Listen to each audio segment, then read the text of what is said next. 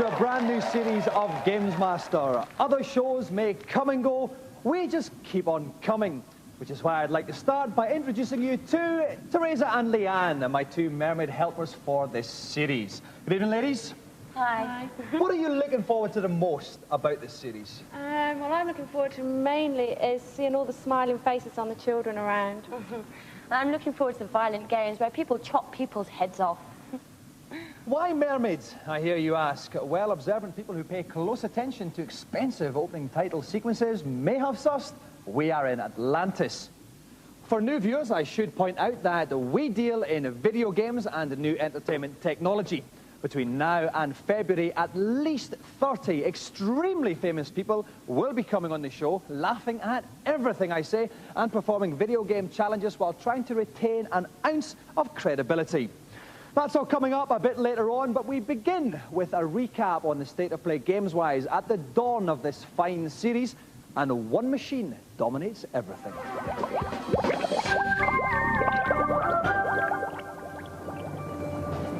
Yes, the biggest news since we were last on air has been the Japanese and American release of the Nintendo 64. The most powerful games console yet produced has been selling many units since its launch, but unfortunately for us, Europe seems to come rather low on Nintendo's priorities. The machine won't be available here until April and will be sold at 250 quid, over 100 notes more than Yank blokes are paying for it. Only 3 games are available as yet, but there are plenty more in the pipeline. Competing with Virtua Fighter and Tekken is Killer Instinct Gold, an update of the Killer Instinct 2 arcade machine featuring up to 90 hit combos. Also from Rare is Blast Core, which is a get in heavy machinery and demolish everything type situation. The first Doomstar shoot-'em-up will be Turok Dinosaur Hunter, which bizarrely enough involves hunting dinosaurs and bearing the name of Turok. From Nintendo itself come 3 updates on some old classics. Star Fox 64, in which our furry forest friends clamber into spaceships and engage in interplanetary war. Kirby's Air Ride features everyone's favourite shapeless pink ball. And the one we're all dying to play, Super Mario Kart 64, which if it's even half as good as the SNES version, will be twice as good as Hepatitis. These games are all in the future, but the game that set the standard that everyone has to meet is undoubtedly Mario 64, which is surely the most compelling reason to hurl your financial spew on the new machine. Many people are calling it the greatest game ever written, and indeed, the first event of this new series features none other than the wee plumber himself. Greetings, everybody, and welcome to my deep-sea domain. My first challenge couldn't be on anything but Mario 64 on the Nintendo 64. And I prepared a particularly difficult task to get things rolling. First, my hapless contestant must negotiate the formidable platform perils of the final level in which nerves of steel are required if he to avoid falling to his doom. Next, assuming he's still alive, he must take on the awesome spectacle of Bowser, the game's final opponent, and a creature armed with an array of unpleasant weapons. I'll give my contestant 3 minutes to complete both parts of the challenge, a measly amount that leaves little room for error. So, please welcome our first contestant of the series, Mr. Nathan Souch.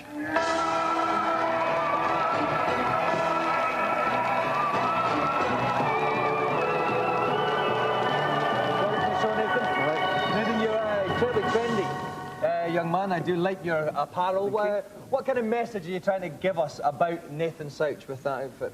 Look at me, love me, adore me. Now, you're a carpenter, Nathan. I would never have put you down as a carpenter. What is that? I would have thought you're kind of either club DJ or petty criminal or something. Do you know what I mean? You've got that kind of trendy yet dangerous look. Now, you bought an N64 in import. Yeah. How much did it cost you? £300. £300. Some people have been paying up to like 700, 800, didn't they, when it first came out? Yeah. Has it been worth your £300 wad? Definitely. Yeah? Definitely, yeah. Okay. Nathan, if you'd like to go and sit down, and I will go up to the commentary box. Okay, in Series 1, he was plain old Kirk Ewing. This series, he is plain old Kirk Ewing from Viz. Congratulations on getting employment, Kirk. Thank you very much. Let's hope it lasts. Okay, now, Mario, the possessor of a very fine moustache. Indeed. Kirk, how important is facial hair in the 90s? Well, facial hair is very important in the 90s. And, of course, Mario is sporting a fine moustache, as popularised by David Seaman. And many of our nation's police force. Yes. OK, Kirk, the first part of this challenge, platform-orientated. What tips can you give Nathan? Well, this is the platform game of the moment. The best tip I can give him at the moment is to try and use the camera well so that you can see round the various platforms, because it can be a bit tricky in the perspective, and you obviously want to see where you're going. OK, then. This is a two-part challenge. The first part is on the final platform section of the game. Nathan has 3 minutes in total to do both parts of the challenge. We reckon he really wants to be doing the first one in certainly less than 2 minutes to have any kind of a chance against Bowser in the final part. Best of luck then, Nathan. Your time begins now. So, off goes Nathan. That's Mario, a very familiar red-hatted character. A bit of a seesaw action there, Kirk. Seesaw action straight onto the checkered platforms. You notice he's turned the camera right away there, which has given him an extreme advantage, and he's used that Was that a shortcut there? That was a shortcut.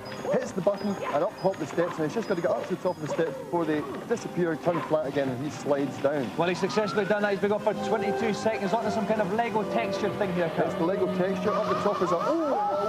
He's got a burning bottom. It's a Vindaloo experience, Kirk. It certainly is. Now, he stopped on that one. You don't want to experience that thing twice in a day. But he's done this very well. He's not lost a lot of health. And on he comes.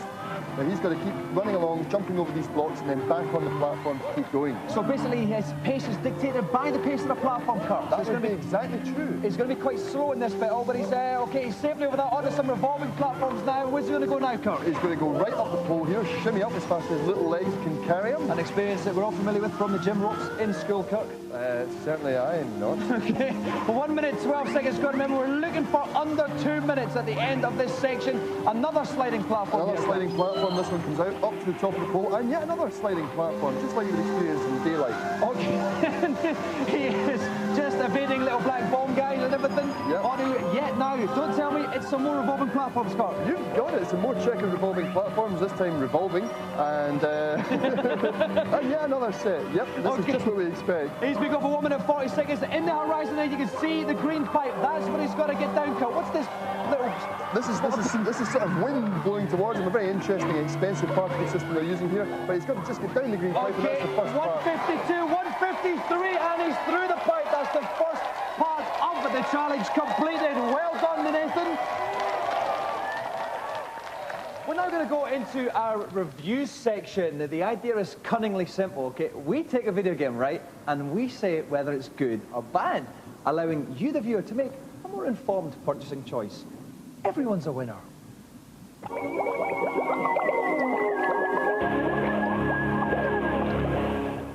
No longer do you have to go to Thailand with middle-class kids to enjoy jet skiing. You can invite them to your council estate and do it there with Wave Racer 64. There are three main styles of play inside Wave Race 64. There's the two-player split-screen mode, where you frantically race around in a very Mario Kart style. There's also points attack, where you have giant rubber rings that you have to sail through and occasionally go over cunning stunts just to earn yourself points. And then there's finally time attack, where you just basically race around any set course just to beat your own lap time. Problem is, there's not so much of a feeling that you must break all your lap times, and in two-player mode, it's not really as much fun as it could have been. It's just you and your friend driving round and round a course. It's not to say it's bad, it's still brilliant and it's really good fun, but it's just not going to keep you going as long as some of the really, really hot race games.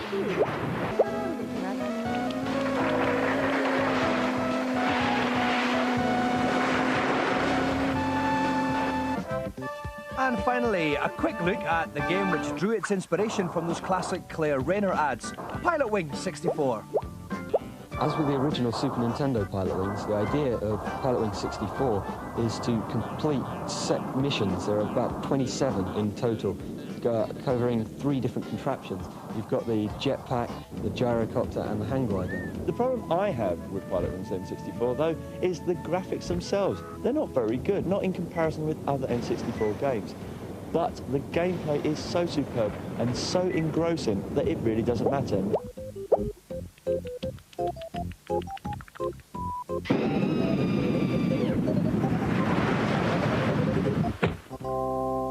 Information-starved punters with internet access can get more background on these and other games by visiting our webpage, a veritable cornucopia of Gamesmaster-related shenanigans. We'll give you the address again at the end of the show.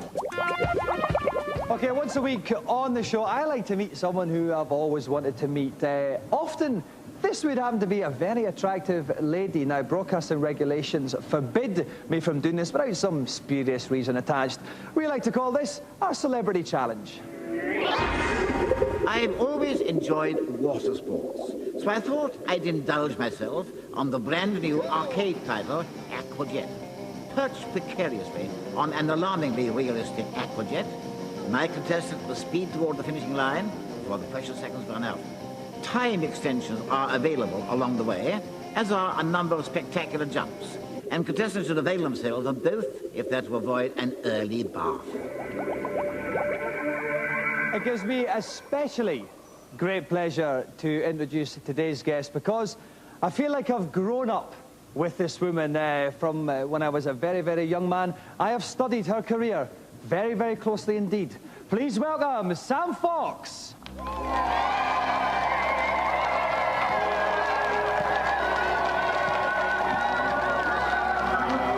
Welcome to the show, Sam. Thank you. It's a pleasure to have you. Thanks for having me. If it's not too premature to say that. Sam, there are two big aspects to your career. Yes, there certainly is. You've got the modelling and the singing. I want to talk about the singing. You are huge all over the world. Where are you biggest? I would say America is probably my biggest market. Yeah. Japan, France. Do you have to translate the names of your singers in different countries? In some cases, with certain records I do, for certain territories, I do the choruses in their language, like in French, or even sometimes I've attempted Japanese. So, do you want to give us a burst of any of those? Well, I know like Konnichiwa, which is hello. Hello, yeah. Have you had a song called Hello? No, I haven't actually, but maybe we should do one together. Hello. We could do Lionel Richie. Konnichiwa. Konnichiwa. Is it me you're looking for? Do you know what I mean? Yeah, and I could say, yeah. Just a little thought. Okay, let's, you're playing the Aquajet today, Sam. Is this the first time you've participated in water sports? No, I actually do jet ski when I go on holiday. I love that. This is the first time, obviously, I've been on a machine like this. I hope it's very similar. Okay, so after the break, we'll have Sam up on the Aquajet, and we'll have another climax on the Mario 64 event. We'll be back quite literally in a minute.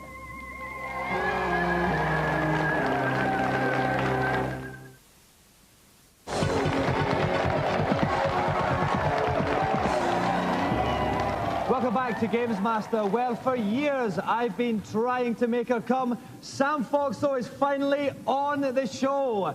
We're very happy by that. She's about to play Aquajet. And I'd like to welcome back an old friend from last series, Mr. Derek Lynch, beside me in the comedy box. Okay, well, Derek, you are from Namco Wonder Parks. You know all about Aquajet. Give Sam some advice. Well, what Sam has to watch out for, as Aquajet picks up speed, just remember to lean gracefully into those curves to keep control, and also to hit the ramps square in the middle. Okay, thank you very much, Derek. Sam has to get round one lap before her allotted time runs out. Best of luck, Sam. Off you go. Ready? Okay, we can see the time at the top of the screen, 34 seconds left. There will be time extensions as Sam gets through various stages in the course. Top left-hand corner, you can see a map, and that details how far in the course she is. She's doing a good start, she's up to 10th place, but we're not worried about the placings there. We just want to see a nice, smooth ride. That's right, she has control there. She hasn't hit the side. She's moving quite well there, leaning into the curves, keeping nice control. That's great. She doesn't want to take the turns too wide, though, because obviously that's going to slow her down a little bit. That's right.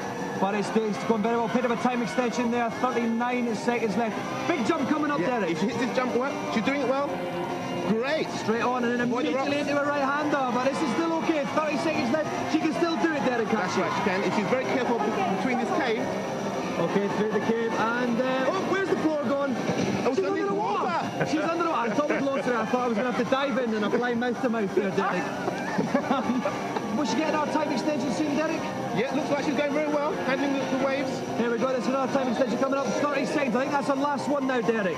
Okay, she's moving, taking this curve. Will she avoid those? Yes, she has. That's good enough. It's almost a chicane there now. Jump contest, Derek. She wants to hit the big one straight on, doesn't she? She's done it. Yeah. Number 2. There's the first one. Number 2, the third big one. Oh! Not quite on the small one, but that's still not bad. 11 seconds left to finish the race. I think it's just round this turn. Then the left-hander, I think it's going to do it, but the time's ticking away. 5 seconds left. 4, 3, it's going to be very close. 2, 1, there's the finishing line. She just does it. With literally no time left, Sam Fox does the challenge. That is one of the closest challenges we've ever had on any series of Gamesmaster. Tell us how it felt then, going around wielding this huge big machine. Well, actually, it's very realistic, I must say. It's very close to the real thing. What about when you were coming near the end? Were you worried at any point you weren't going to do it? Yeah, the big jump when I went under the water, I was kind of thinking, well, how am I going to get out of this? But I lifted the thing up. I don't know what it's called, the handlebars. Things fine, handlebars. And I pushed them up, and I seemed to come out of the water, and it was really good. It's amazing what can happen when you lift things up. You watch it, you. I'm going to. That wasn't bad. I managed to go about 2 or 3 questions there, Sam, without saying anything remotely rude. It's great. It's a sign of intelligence, you know. Thank you. Thank you very much. And, right, I'm not even going to try this now. Sam Fox has got the better of me. I'm going to bow out gracefully. Thank you very much for coming on, Sam. Cheers. And you are one of my favourite winners of the Golden Gamesmaster joystick.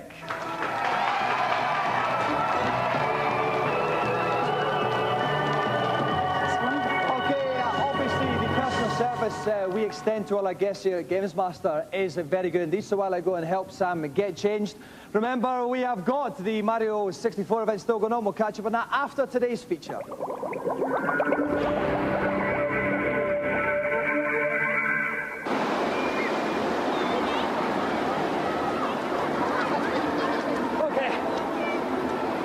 Sitting at home thinking, oh, once again, Dominic's been jetted off to the other ends of the world to laze about on some beach.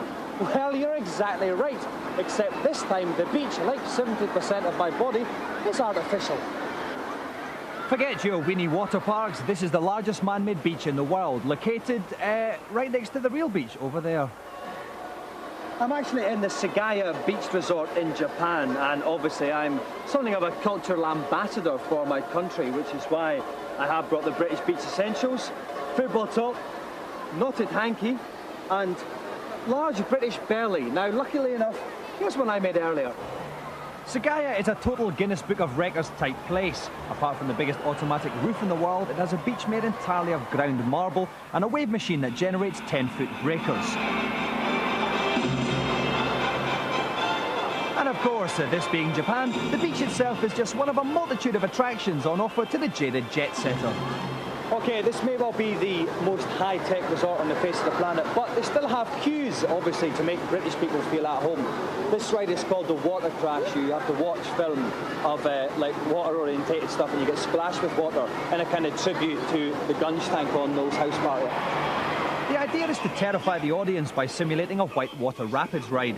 Personally, I was more terrified by the potentially disastrous combination of real water and high-voltage electrical equipment.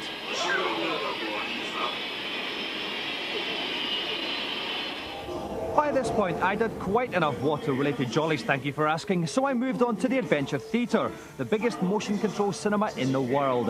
The ride was designed by George Lucas's Industrial Light and Magic boys and takes you on a stomach-churning interplanetary jaunt. Not something I'd recommend after 10 curries and a pint. The Ocean Dome cost $400 million to build. Now, for that money, you could get 11 Alan Shearers and some of his mates as subs. All that money, and it's all controlled from this one room by this one wee guy here. Have you ever pushed the wrong button by mistake? Yes. What happened?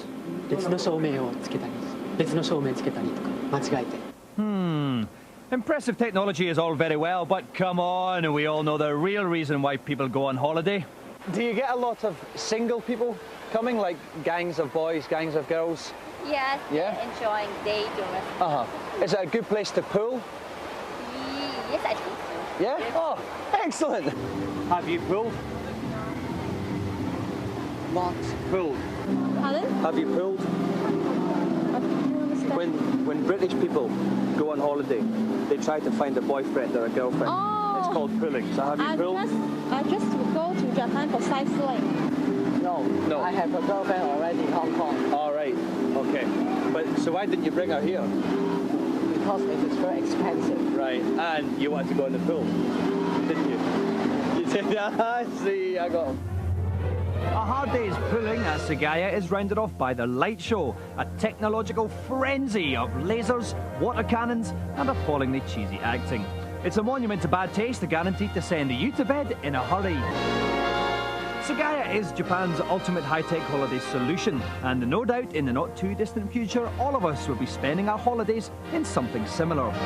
I can hardly wait. Okay, it's all about to get rather exciting here because young trendsetter Nathan Souch has earlier on in the show completed the first part of his two-part challenge on Mario 64 on the N64. He got right through the final platform bit. Now he's got to do battle with Bowser in the game's very, very final level. We gave him 3 minutes to do both parts. He took 1 minute 53 to get past the platforms. Now all you young mathematicians out there will know that leaves him 1 minute and 7 seconds for the final part. Kirk, is that enough time? That is just about enough time, but he cannot make one mistake at all. I mean, I've never seen this done in that sort of time scale. He's really just got to get in there and get it right first time. How does he get it right? What he does is he gets Bowser to try and chase him to the edge, does a somersault over the back, grabs him by the tail and throws him into one of the bombs that are placed round about the edge of the platform. If he can do that 3 times, then he's got the big guy down. Okay, best of luck, Nathan. 1 minute, 7 seconds to do it. Your time starts now. Okay, so he lands in the Bowser's there. There is the big guy. And he's saying, whatever happened to that Dexter Fletcher bloke from Series 3? Okay, he's running. Is Bowser going to chase him now, Kirk? Bowser should just chase him now. Oh, he's perfect. He does a somersault over the top, grabs him by the tail. That's it. That's the first one, the first hit. 2 minutes, 12 seconds. Smasher. Okay. Once again, round to the next bomb. You can see him here, and Bowser's just got a little sniff of his scent there. Off he goes. Another perfect jump. Successfully behind the big fella. Grabs him by the tail and wallop. Again, 2 minutes, 27 seconds gone, 30 seconds left. This looks quite easy though. Yeah, well, what's going to happen now is that once we've got 2 of the bombs, bits of the platform start to drop away. Now this makes it considerably harder because you've got to aim right out towards the bomb. Oh, and Bowser sent out one of his kind of small thermonuclear devices there. Which have happened in all our pants in the past, Kirk? Not mine. Okay, he's only got 15 seconds left here. He's basically going to have to hit the bomb first time, Kirk. Yep, using a little analog joystick to spin him round, which is looking great at the moment. That's a big old swing, but he's going to have to hurry. He's got 4 seconds left. 4 seconds left. That's it. He's done it. Bowser tops it with 4 seconds left. Nathan Souch, the first winner of the series.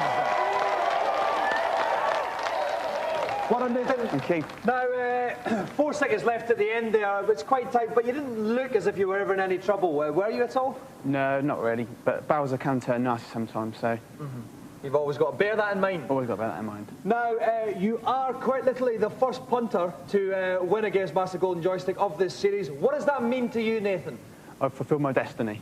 Well, destiny is one of many things we like to fulfill on this show. Congratulations. The Gamesmaster Golden Joystick goes to Nathan Souch.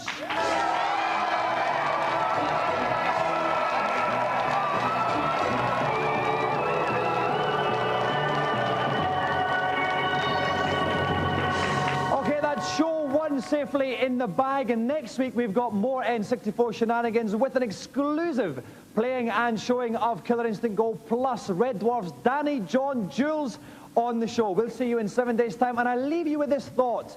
Instead of going through intense princess rescuing related traumas once every year, why doesn't Mario just get himself a new bird? Good night.